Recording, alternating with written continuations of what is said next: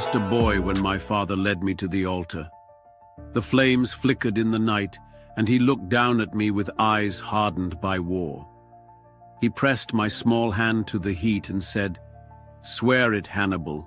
Swear that you will never be a friend to Rome." I did not hesitate. I swore, and I would carry that oath until my last breath. It was 228 BCE, and I was just 9 years old. They say history is written by the victors, but what of the fallen?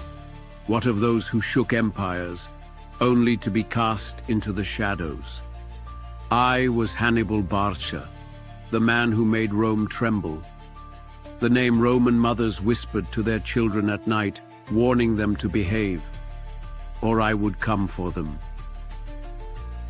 It was 221 BCE, and I was 16 years old, already hardened by war. Carthage was more than a city. It was a jewel upon the Mediterranean, a rival to Rome in wealth, power, and ambition. But Rome had something we did not, a hunger that would not be satisfied until the world was theirs. I learned this from my father, Hannibal Barca, the Lion of Carthage. He fought them in the First War. He watched as Carthage was humiliated, and he died before he could have his revenge. His war became mine. Rome had stripped Carthage of its navy, its wealth, and its dignity. My father refused to accept this. He took his army to Hispania, carving out an empire to rebuild our strength, preparing for the war he knew would come. I was raised in the camp, not in the palace. I learned the ways of war before I learned to read. I was not pampered. I was not sheltered. I was molded into a weapon. My father would tell me, "The gods favor the bold, Hannibal. A man who does not take risks will never win glory." He lived by those words, and so did I. There was no childhood of games, no idle days of leisure. My brothers, Hasdrubal and Mago, and I trained with hardened veterans. We ran with the cavalry before we could walk properly. We wielded swords that felt too heavy for our arms, until one day they did not. I learned from warriors, from generals, from the scars of men who had fought Rome and lost, and I swore I would not lose. It was 221 BCE, and I was 18 years old, taking command of an army that trusted me more than my own city did. My father was the architect of Carthage's return to power, but he would not live to see it through. In battle, he drowned crossing a river, and command passed to my brother-in-law, Hasdrubal the Fair. I was young, but I was watching, learning. For 7 years, Hasdrubal ruled Hispania, expanding Carthage's influence, and then he too was assassinated. At 18, the army turned to me, not because I was the son of Hamilcar, not because I bore the Barca name, but because they had seen me fight. They had seen my mind at work in the planning of campaigns, and they knew I would not hesitate. The generals, the soldiers, the veterans of my father's wars, all swore loyalty to me, and so I became commander of Carthage's army. Carthage was a city of merchants, not warriors. They saw Rome as a threat, but they did not live with the same fire that burned in me. To them, war was a tool, a means of negotiation. To me, war was the only answer. While I fought in Italy, the Carthaginian Senate hesitated. They feared Rome, but they feared the cost of war even more. They did not send reinforcements. They did not support my vision. They believed Rome could be bargained with, while I knew Rome only understood conquest. Even after Cannae, after I had shattered Rome's greatest army, my city refused to send the final blow. They doubted me. They feared my power. And in the end, it was not Rome that defeated me. It was Carthage itself, through its cowardice and greed. It was 218 BCE, and I was 27 years old, leading my army toward a war that would shape history. War is not won by numbers. It is not won by brute force.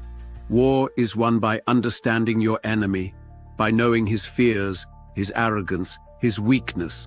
Rome believed itself invincible. I made it my mission to remind them that no empire is eternal. It was 216 BCE, and I was 29 years old, about to teach Rome the cost of their arrogance. My war against Rome was not fought with sheer numbers, but with the mind. I mastered deception, ambush, and terrain like no Roman general ever could. Every battle I fought was a lesson in strategy, a reminder that war is an art as much as it is bloodshed. Rome sent their greatest army, 86,000 men. They believed sheer force would crush me. I did not have their numbers. I did not have their reserves. But I had my mind, and I had their arrogance. I let them believe they had me. I let them press forward. And then I closed the trap. I had my men form a crescent, allowing the Romans to believe they were pushing us back. But as they charged in, I closed my flanks around them. By nightfall, 50,000 Romans lay dead. It was the greatest defeat in Rome's history. When it was 202 BCE, I was about 43 years of age, watching my own people surrender me to the enemy I had spent my life fighting. I fought for Carthage. I bled for Carthage. And yet, when Rome came to our gates, they did not send an army to defend me. They sent envoys, politicians who offered my surrender. They feared Rome more than they believed in me. And so, I was cast aside, exiled from the city I had spent my life defending. My city, my people, betrayed me, and so I left. I wandered from land to land, a warrior with no war. Rome chased me, fearing that even in exile, I was still a threat. Perhaps they were right. In 183 BCE, I was 64 years old, hunted, exiled, and alone, but still feared by Rome. I had a wife. Some say I had children. But history does not remember them, only me.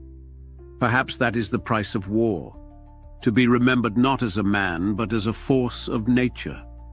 As a shadow that loomed over Rome, even after I was gone. My name was cursed in the Roman Senate long after my death. My strategies, my battles, my very existence forced Rome to change. They reformed their armies, their tactics, their spirit. I did not destroy Rome, but I shaped the Rome that would one day rule the world. Rome would not stop. Even in my exile, their envoys sought me out. They feared I would rise again, that I would find another army, another war. But I had no more wars left to fight, no more battles to win, only the knowledge that I had shaken the world. When they came for me at last, I knew they would not grant me the honor of a warrior's death. They wanted me paraded through Rome, humiliated before the Senate. That I would not allow. I reached for the vial of poison I had kept for this very moment. I would not give Rome the satisfaction of capturing me alive. They wanted to parade me through their streets, to break me before their Senate. But I had given them enough of my life. They would not take my dignity in death. Let us relieve Rome of her fear, since she finds it so burdensome to wait for an old man's death. I drank. The poison burned as it went down. A warrior's death, not theirs, but mine. I was Hannibal Barca, the son of the lion, the shadow over Rome, and even in death, they feared me.